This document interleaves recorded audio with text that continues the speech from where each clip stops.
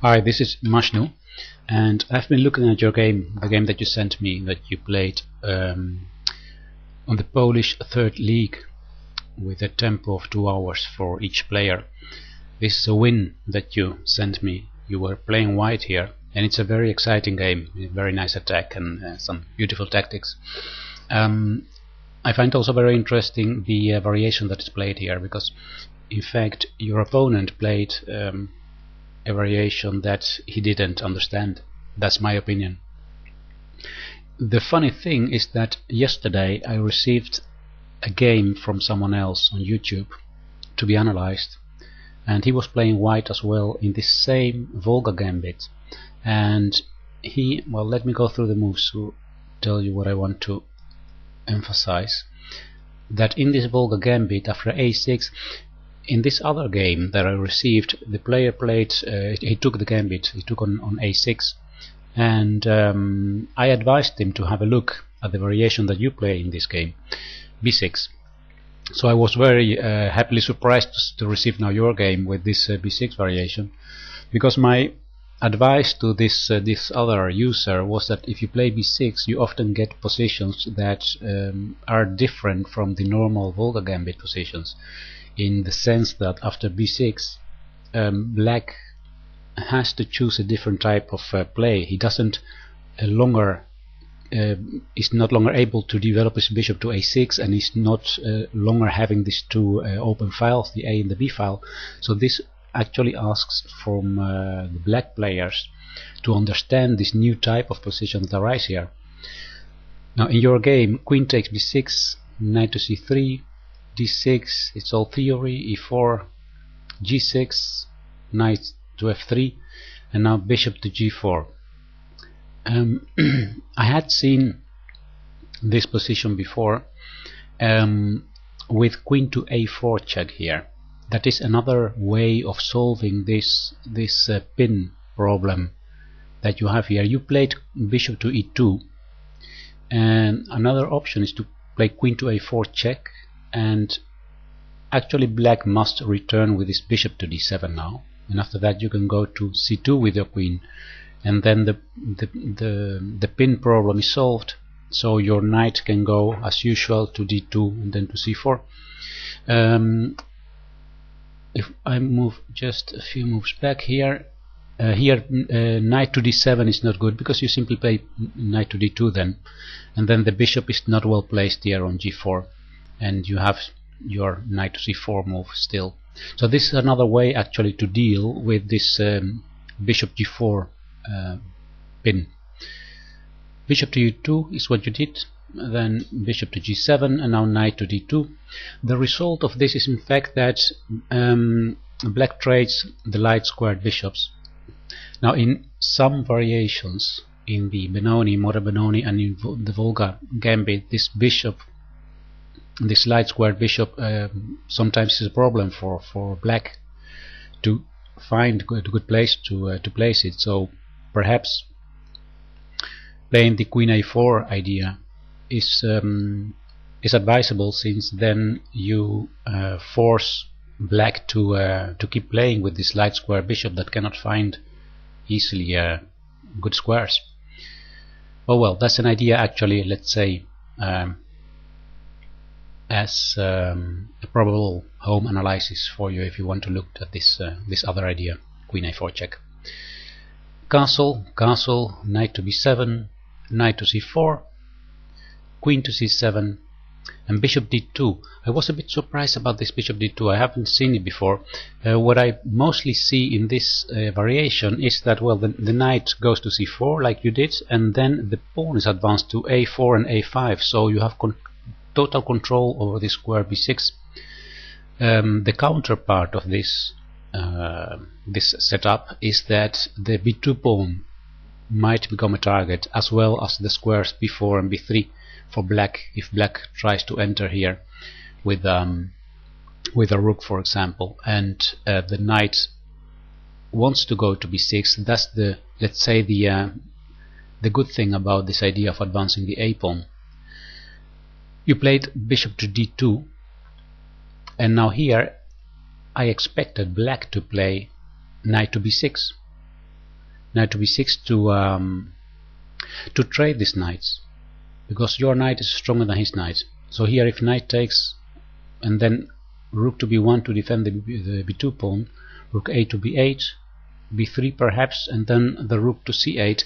This is actually how the rooks of black should be standing, one on the b file, one on the c file. That's the most active way, and that's why I was saying in the beginning that your opponent didn't quite understand this variation, because in the game what happened, he played rook f to b8, and what you get here is that after the move that you did, b3, his a8 rook is looking a bit ridiculous, because there is no future really for this rook.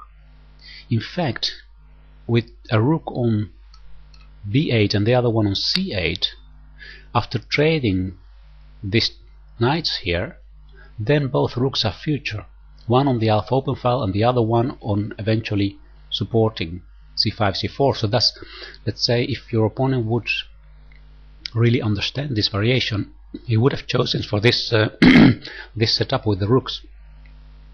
Now he did something funny. In fact, he played rook to b5. Well, we can call this a sacrifice, but in fact it's not really a sacrifice. I mean, the thing is that he's not threatening anything. It looks like he's playing on tricks, you know, offering you a rook, and if you don't take it, then nothing happens.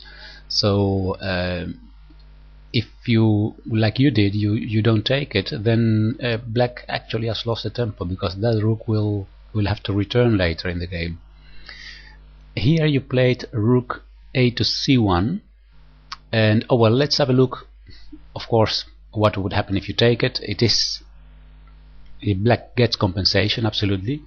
After a takes b5, knight to b2, he can take on e4. That's the idea. The diagonal is being opened, so he attacks the knight on b2, and after queen takes e4, bishop takes b2, rook a to d1, bishop f6, defending e7. He has compensation for the sacrifice, the exchange sacrifice.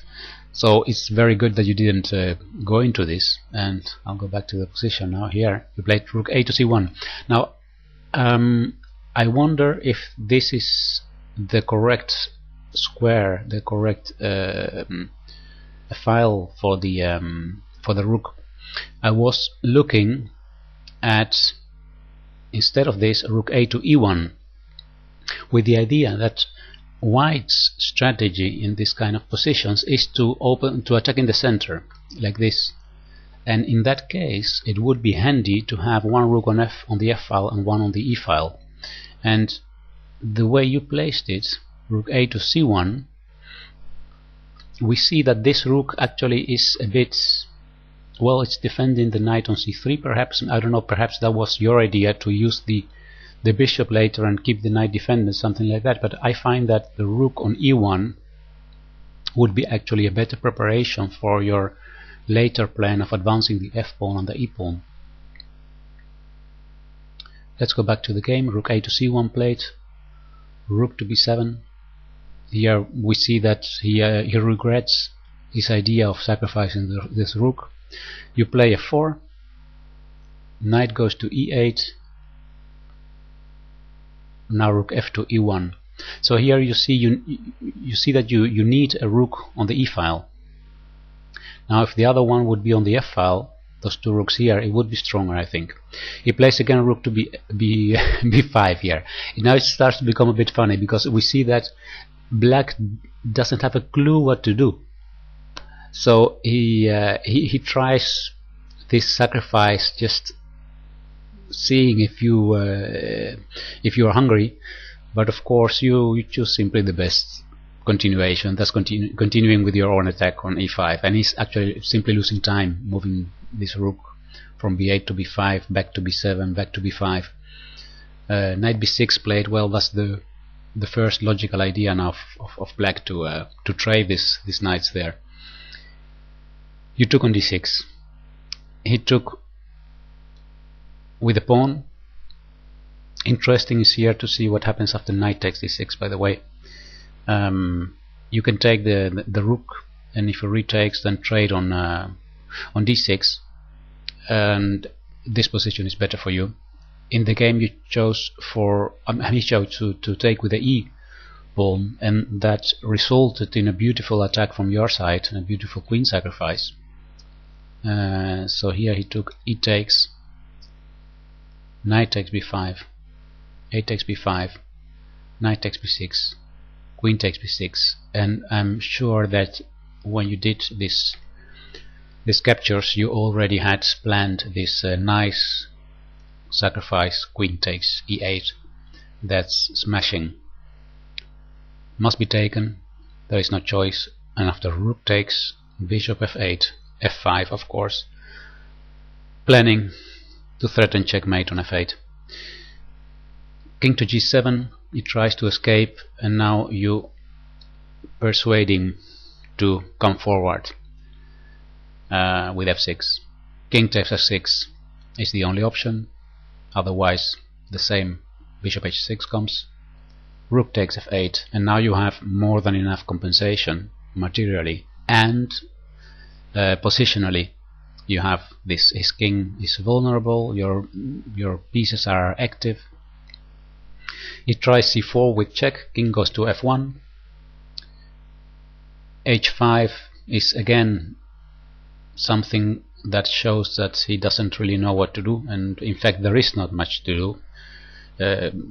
Let's say strategically seen, it would be wise to activate his queen to find some more active squares to play on, but it's very difficult here for black.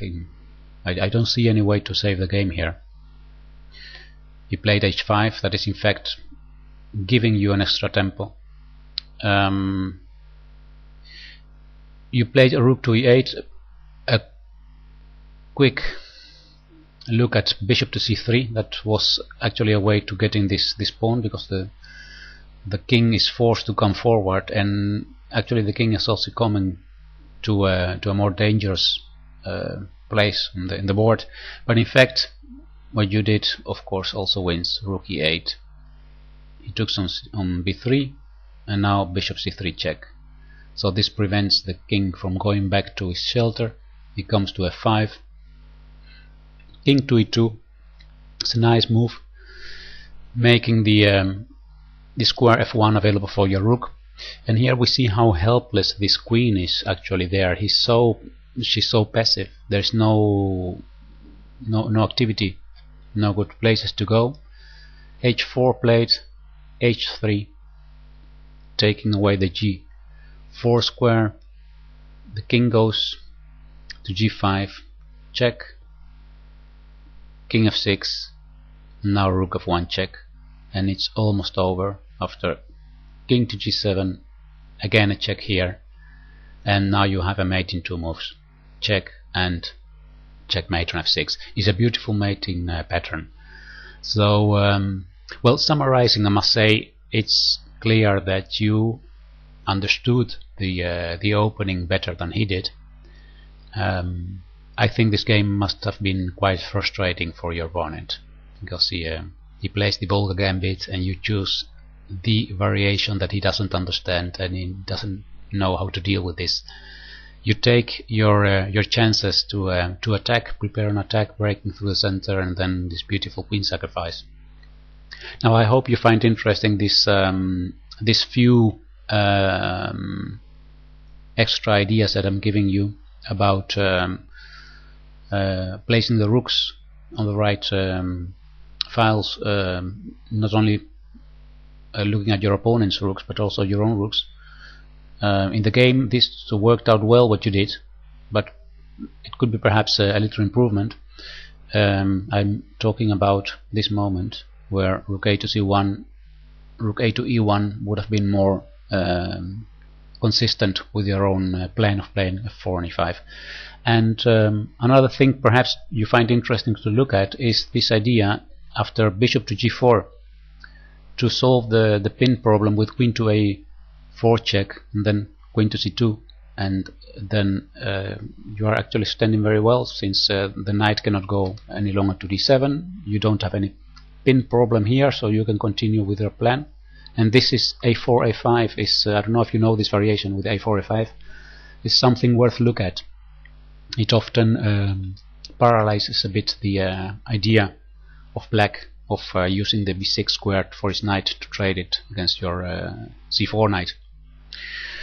Alright, so I think this is what I have to say about your game.